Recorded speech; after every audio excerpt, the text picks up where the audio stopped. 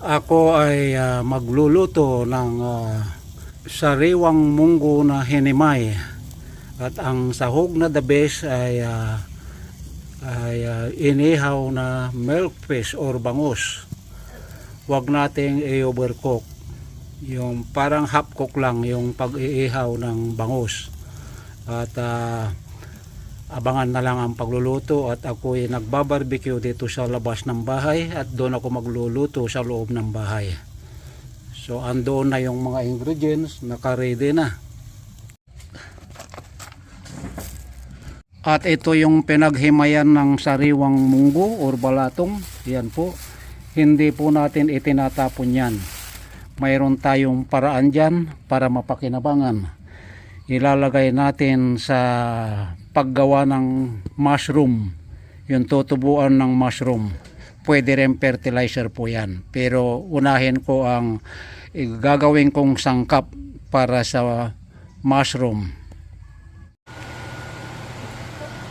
At ito yung sinasabi kong hinimay na sariwang munggo. At siyempre lagyan din natin ng sili. Ito yung inihaw na bangus, isa lang ang isasahog ko. Yung isa iuulam din pag kinain na. At ito may saluyot na bagong pitas. Bagong pitas pa rin yan. Yan, bagong ani din yung sibuyas. Ang paalat natin, bagong isda. So tayo po ay magpapakulo na ng tubig. Ito na yung tubig, kumukulo na. Ilalagay natin yung bangus dyan. Inaantay ko din yung anong pala ito, yung squash, yung kalabasa. Hatiin natin yung bangus kasi hindi magkasa yung buo. So hatiin natin, and then ilalagay na natin dito sa kumukulong tubig.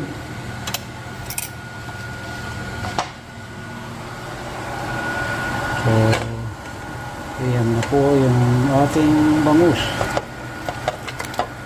Ayan. Pakuluan natin ng mga 5 to 6 minutes.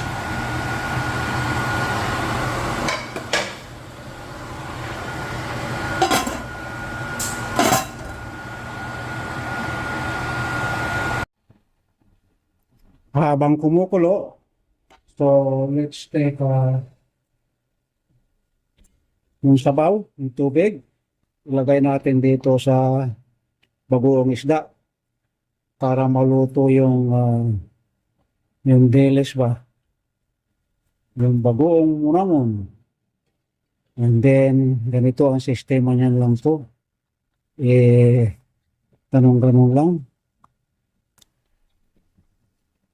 So, ilagay natin yung exhaust fan para hindi yung naka-exhaust fan na pala. Yan. And then ilagay na natin yung juice niya, yung katas. Yan ang pampalasa. Ang bagoong linggayin sa bayan nila Divina Gracia Official at kay Lily Putput. May galap shout out sa inyong magkapatid, mga pamangkin.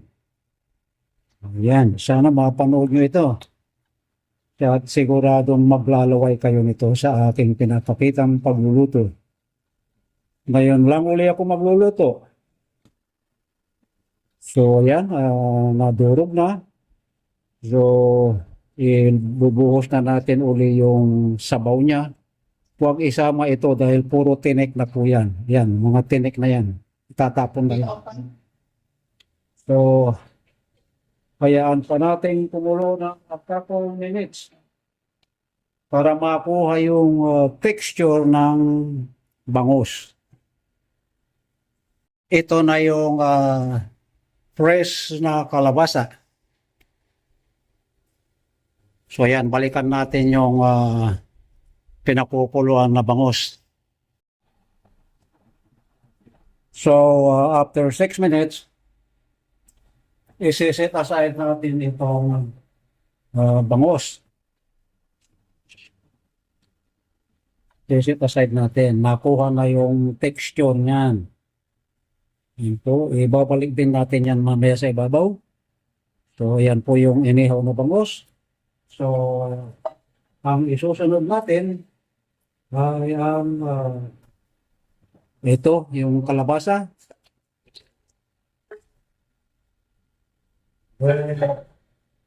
Uh, isunod na rin natin yung balatong. Ito sariwa talaga yan, na hinimay.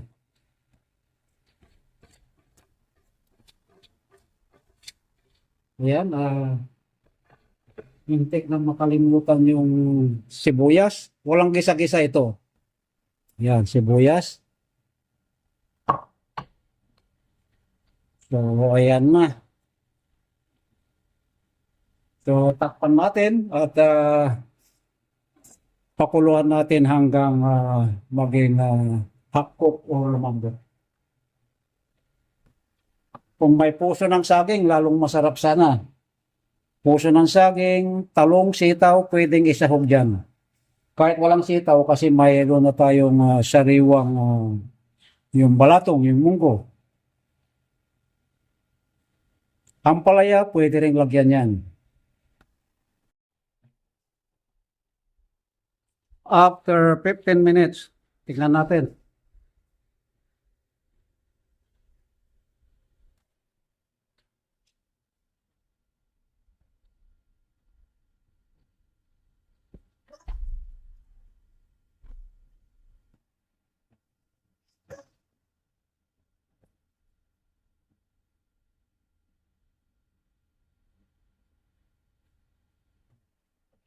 Ayun.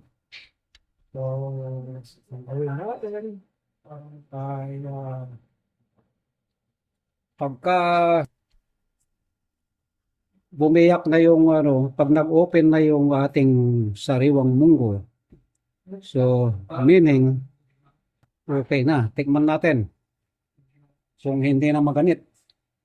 Ayan o.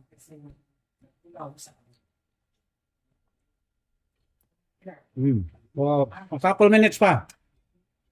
Couple minutes pa. Takpan natin ulit.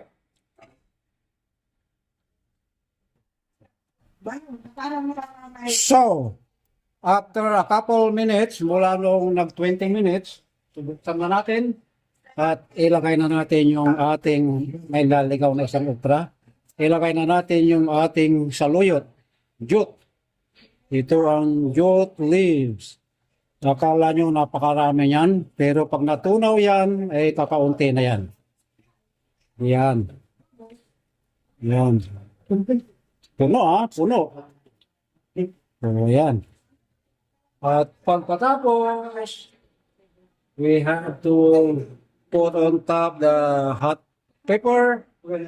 And then, the last one, we're gonna put it back the set aside barbecue bangus. Ayan po. Ayan. Pang-display na lang yan ba? Yan. So, takpan natin in a couple of minutes. Luto na at tayo ay kakain na pagkatapos ito.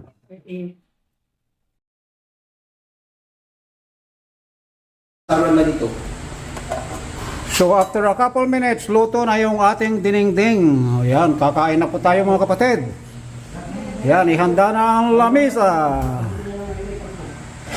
Yan ang dinengdeng na fresh balatong na hinimay. Lahat fresh.